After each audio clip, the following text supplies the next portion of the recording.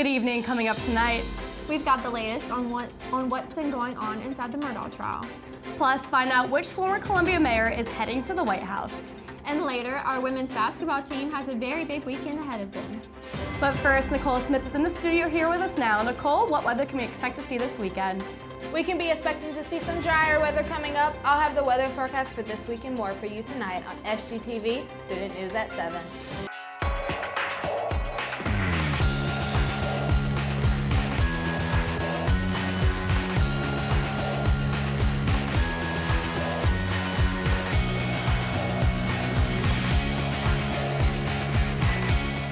Live from the Kennedy Greenhouse Studio. This is Student News at 7. Good evening, Carolina. I'm Meagan Daukshus. And I'm Elizabeth Martinez. Thanks for joining us tonight. Jurors from the Murdaugh Trial visited the crime scene on Wednesday morning. The Moselle property in Colleton County is the location where 22-year-old Paul Murdaugh and 52-year-old Maggie Murdaugh were gunned down on June 7, 2021. The defense argued that it would be beneficial to the jury if they could visit the 1,772-acre hunting estate to get a sense of the scene where the crime took place. Judge Clifton Newman and both of the defense and prosecution attorneys accompanied the jurors to the property, but were not allowed to speak with them by any means. The visit on Wednesday was followed by the closing arguments from the prosecution and defense. Alec Murdaugh has pleaded not guilty and could face up to 30 years in prison if convicted. A suspect has been arrested for the parking garage bomb threats made today in downtown Columbia. Earlier today, the Columbia Police advised people to avoid parking garages and streets by the 1300 block of Taylor and Sumter Street and Marion and Hampton Street. The parking garages were evacuated after the threat was called into police. A bomb squad inspected the areas and no explosive devices were found. Streets have since reopened since the incident. A South Carolina teacher's aide has been charged with child cruelty for duct taping a 4-year-old student's legs to a chair. 25-year-old Olivia Murray was a teacher's aide at Seven Oaks Elementary School in Columbia.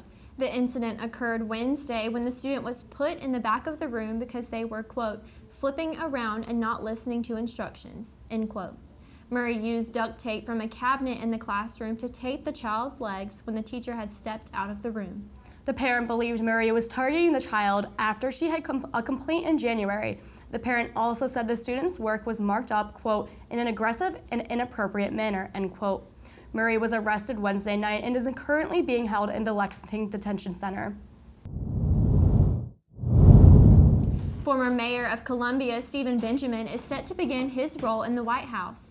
President Joe Biden announced on Monday Stephen Benjamin will join his staff as a senior advisor and the director of the Office of Public Engagement.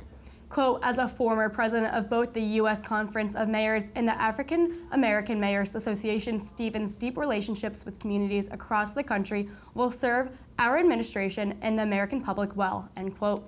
Benjamin began his career as a Gamecock, serving as the student body president during his undergraduate career, and as president of the Student Bar Association during his 3rd year at the USC School of Law.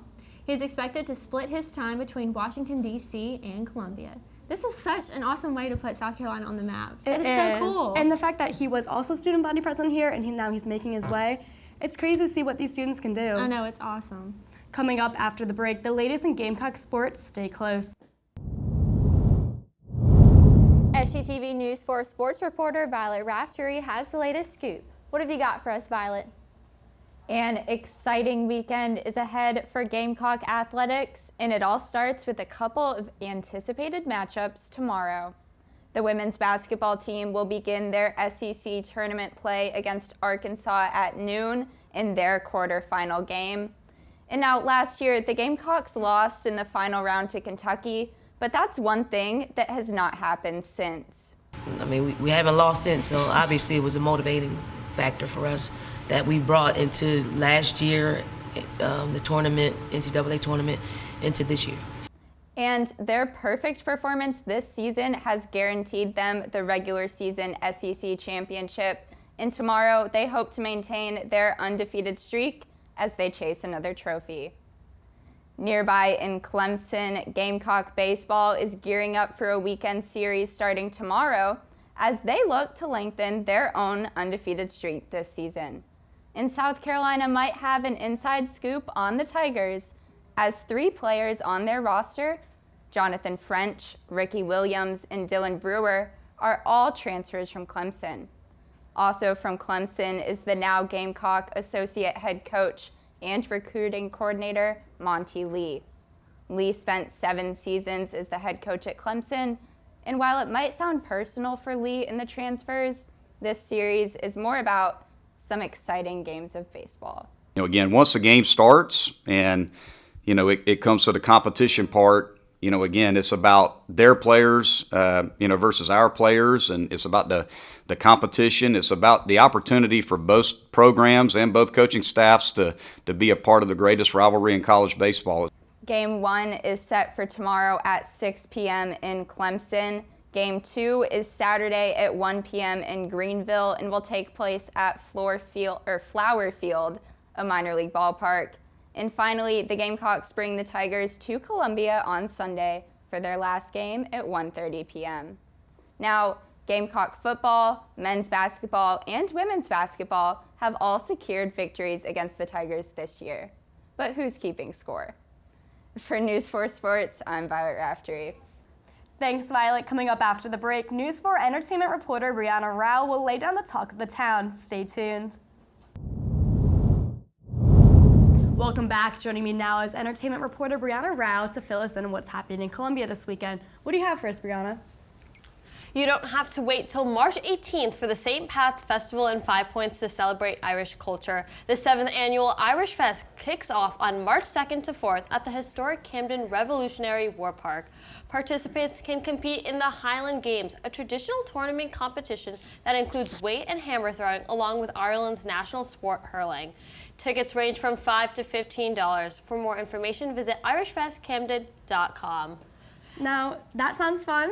I'm Irish, so I would love some Irish festivities. And I agree, and I feel like Irish population here in Columbia is just a little bit lower, so this is a great way for you to be able to engage with other people in South Carolina who are also of Irish culture. Sounds like it's gonna be a great time. I agree, totally. And another win for South Carolina African American history was announced on February 28th, making it the final accomplishment during the 2023 Black History Month. After facing a series of delays, the International African American Museum announced they'll be opening their doors to the public on June 27th. Museum officials say this date will be just in time to commemorate Juneteenth and honor their mission of telling untold stories of the African American journey. The museum is located at the former slave trading post Gaston Wharf in Charleston and will feature artifacts, art, media experiences, digital activations, and information that aims to broaden people's knowledge. This was a double whammy. When I was researching, they're announcing it during Black History Month. They're trying to celebrate it as in time for Juneteenth. This is just another way that Columbia is starting to kind of like reawake, in my opinion, and get involved. And I'm glad they have something like this in our community to show something like that. Yeah, and it's only an hour away, so highly recommend to everyone to check out. And that's all for your entertainment news for tonight. Coming up after the break, Nicole Smith will let you know if this warm weather sticks around. We'll be right back. Welcome back, everyone. I'm Nicole Smith. Here's your look at tonight's forecast. Tonight's temperatures are hitting 60 degrees with those winds going 3 miles per hour and that humidity at 88%. We are going to have some cloudy weather here tonight, but hopefully you got to catch that sunset at 6:21 p.m. Now let's take a look at what this week is going to look like here coming up for spring break. As you can see, tomorrow is going to be hitting the 80s. And throughout the rest of the week, we're going to be having those high 60s to those low 80s with that highest here on Tuesday hitting 82 degrees. And moving into the afternoon, we're going to have those low 40s to those high 50s hitting the lowest here on Monday and Tuesday at 56. As you can see, we will not have any rain this week, thankfully. We're going to have some sunny weather coming up, accompanied with some clouds here and there, except for here on Saturday and Sunday having only sun on those days. Now, I know everyone's traveling for spring break, so let's kind of look at what the nation is going to be looking like. As you can see here in that further regions by Los Angeles and San Francisco, we're going to have those low 40s to those mid 60s hitting 63 here in Los Angeles and Phoenix. And moving more towards Columbia, we're going to be having those low 30s to those low 80s here in Columbia having 80, and that highest here in Miami hitting 83. So if you're looking for some warmer weather, some sun, definitely go visit Miami here during spring break. That's all I have for tonight. After the break, we'll have tonight's edition of Carolina Canines. You don't want to miss it. Stay with us. And finally, tonight's Carolina Canine features Harley. Hurley is a golden retriever submitted by our very own sports reporter anchor Violet Raftery. This adorable girl loves attention and is obsessed with chasing shadows and lights. Now, the videos of her chasing little lights is so adorable. It's like a cat with a laser, but a big fluffy golden retriever. She's the sweetest. Violet's so lucky. That wraps up tonight's edition of Student News at 7. Be sure to follow us on Instagram, Twitter, and Facebook at SGTV at USC. To keep up with all of our content, be sure to also visit us online at sgtvonline.com. For SGTV News 4, I'm Elizabeth Martinez. And I'm Meagan Daukshus. From all of us here at SGTV, have a great night from Carolina and Forever TV.